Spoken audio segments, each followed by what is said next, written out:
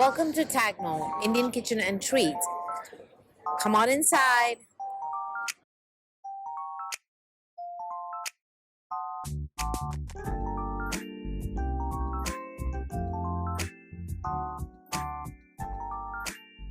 Hello to all of the employees of Comcast and NBC Universal. I'm Surbi Sahani, chef and owner of TAGMO. We are inside TAGMO right now, where we make small batch sweets and home-style food from regions across India.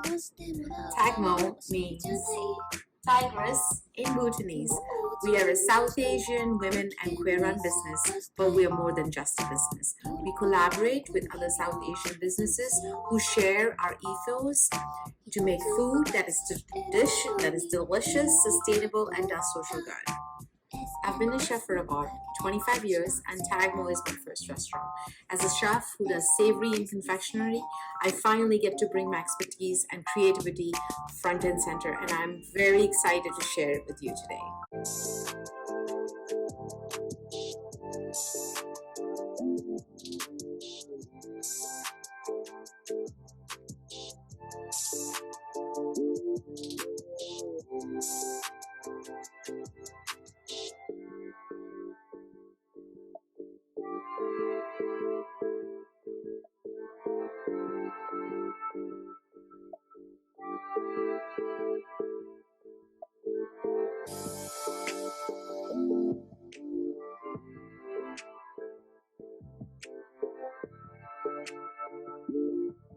Right now, we are counting down to Diwali, the Indian New Year and Festival of Lights.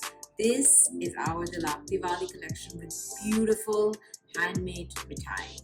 Today, we are going to make my favorite Mithai called Badam Narangi, meaning orange and almonds.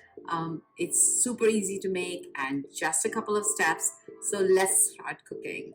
Sweets are really important for Diwali celebrations. People share sweets boxes with each other as a sign of generosity, love, and community. Today we're making a very small batch of badam narangi. I love these sweets because I love oranges and I love almonds, and I love the two ingredients kind of coming together to make this beautiful, elegant sweet that's not only pretty but it's also delicious. Generally in my kitchen I'm making 50, 60, 70 times that small batch, but you can easily make it in your home. I know it's a little bit expensive because it's only almonds, but then it is so amazing you'll want to go back to it and make it again and again and again.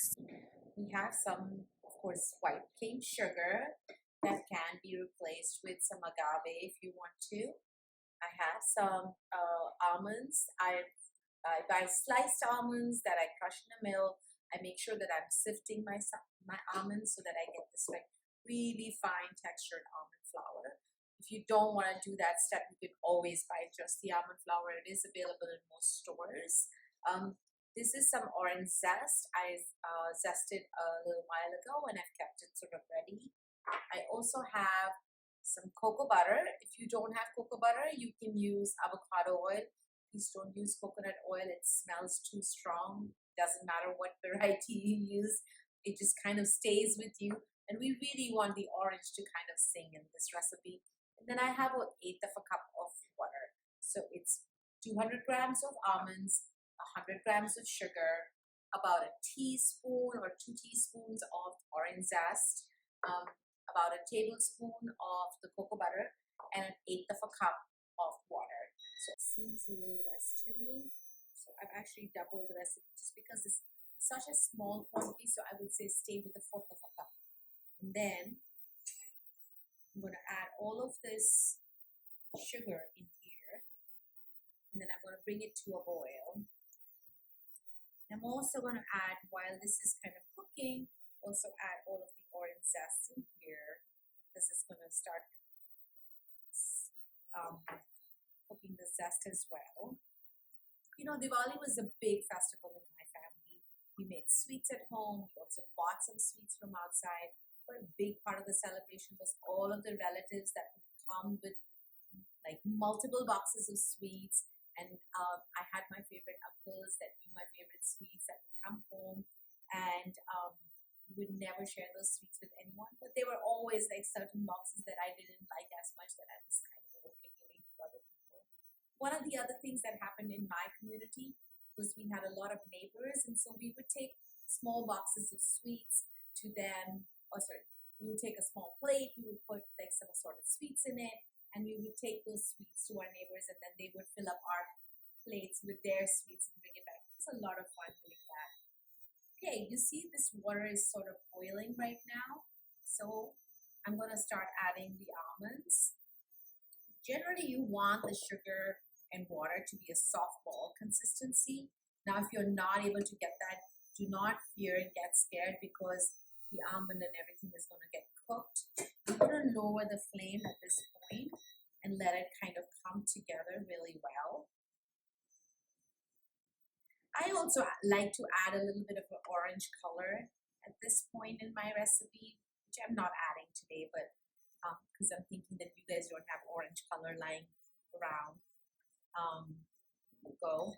So you see how it starts kind of coming together as a little dough texture. I'm going to tilt my pan so that you can kind of see it.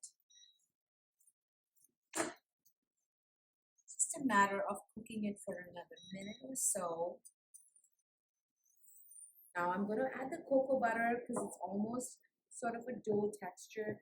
You'll see as soon as we add the cocoa butter, it really quickly starts melting, and the almond sort of a paste starts leaving the sides of the pan, is no longer as sticky and has like sort of a more of a doughy texture to it.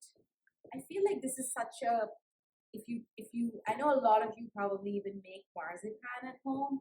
This is such the better version of marzipan because it's delicious flavor, and in this case that I am making actually vegan, so you're not using any egg whites. Okay, I'm switching my fire off because my dough is sort of ready. I'm going to pull it towards the camera so you can see how shiny it's come out. I'm going to put it in the steel bowl, and then we'll start molding it and giving it some shape to make it look beautiful. So as you can see, this is turned into a soft dough sort of a texture as I've left it out. I'm just going to fill this into my molds that I have ready. So we've molded all of these. If you do not have molds, you can always use a small tray, put a parchment at the bottom, flatten it out, put it in the fridge, pull it out and cut it into pieces and have it as you like. So we've refrigerated these for a couple of hours in the fridge, and as you can see, these pop out. I'm going to decorate them with some glitter dust. You can buy it easily at newyorkcake.com, or any of your cake stores should have some sort of glitter dust that make it look pretty.